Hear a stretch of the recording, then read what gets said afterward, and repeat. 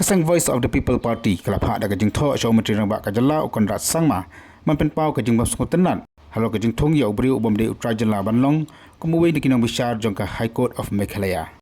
หากนี้กจึงท่อบาลาซอยดร. Ricky A.J. Singkan อุบลองอุจารสกรีจงกับเซง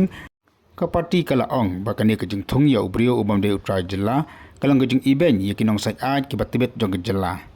Namar bagi dan katukan nengut kinong saya jong kejala kebla slam bat kebla tuit bah hakam bat kela ban syemian kakam kom kinong besar jong ka High Court.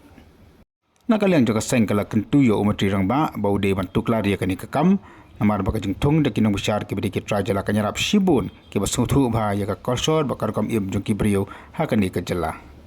Laban kana hungni baka High Court Meghalaya kala terwaya ka kerteng jong obeswadi bata charji banlong kom uwe ni kinong besar jong ka High Court of Meghalaya. Henry kani kejung ong jaka seng VPP ru kalong kepada nongrem markat kom ka resolution jaka Supreme Court jong kari India la ong bah ka khat atarik jong naila jong snam arjar arpuar apa iga katang jong biswadi nei nak liang jong ka sarkar jala kam sim la ong ni pen pau ei halo kani kejung pha jong ka High Court ba nak liang ka Department of Justice ru kala pha ia ka katang jong u saka Supreme Court of India bat kala penan kamru ia ka para khat sau jong ka Memorandum of Procedure Kabaong lada ulat jong kejala halo kejing ajeng mut jong umatri ba kejala umpan pau e halo nak kerteng ke balapha hapo andu te yau nadu balo priang ya ke kerteng ke jong u kabamut ba kasokar jala ru kam danong e ban ong halo ke kerteng ke jong u ba kaya menjur ya ke kerteng ke balapha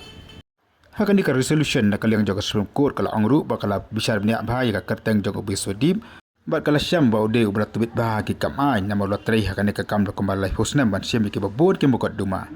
Bandadu Kasnam Aja Kat Praru lalong Additional Advocate General Jangka Sarkar Meghalaya.